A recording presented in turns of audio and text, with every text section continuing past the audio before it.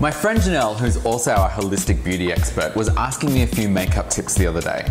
So we thought that they might make some great videos because they're things that I would generally take for granted, but you might be interested in. So my first tip is how to create your own lip palette at home using your favorite lip colors and these things that you can get at your local beauty store. So we found in Janelle's makeup closet her favorite lip colors. I'm so excited, Glenn, because I'm always so jealous of those palettes at Sephora. You know I like to make things myself, so I'm excited for you to show me how. Definitely, and you can also use lipsticks all the way to the end now because, you know, sometimes you get halfway through your lipstick and it's looking a little shabby, so you just throw it out. But you can like dig out the excess here and put it into a palette, bake it for a second, and it goes into a complete palette of your own. So first you need to get one of these palettes. I generally like the Z palettes because they're very versatile. They come in lots of different shapes or sizes. You can get them almost anywhere.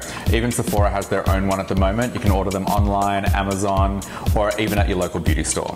So you're also going to need these little pans. These ones are also by Z Palette. But there's lots of different brands that do the same sort of thing. One of the most important things before you start is to work out how many spaces you have for the lipstick. So this particular palette I worked out has space for 15 pans, and I've worked out that these are the 15 colors that we're going to use to put in them. And these can interchange, right, Glenn? So if I have foundations or blushes, I can change them in and out? Absolutely. Perfect. I use these palettes a lot for eyeshadow, so I can mix and match my eyeshadows together. Perfect. But you could customize a palette that had your 2 favorite lip colors, your 4 favorite eyeshadows, and a powder. This would be great for when I'm traveling. You have all of your colors in one spot. Absolutely. Custom-made palettes. I like to lay them out in the order that I'm going to put them in the palette so I can see how it's going to look as an overall palette. For these ones, we're going from nude to red.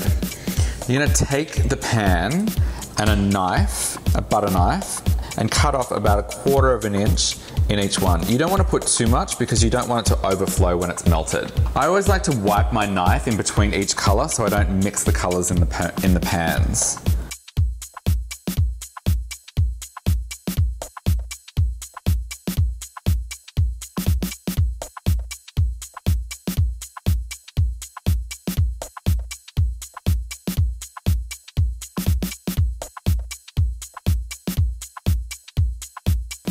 So once you've cut off the top 1/4 of an inch, hold on to the rest of the lipstick so you can top it up when it runs out. So we're just going to pop these in the oven on 300 degrees Fahrenheit, which is 150 Celsius, for about 1:30, but make sure you watch them.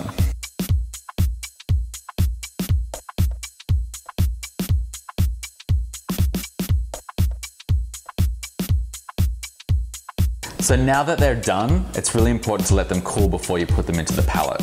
Make sure you watch them the whole time they're in the oven though, because you want them to just melt. Take them out as soon as they look flat. You don't want to overcook them. So now it's just a matter of arranging them in your favorite color order. I love this, Glenn. It's so easy to do.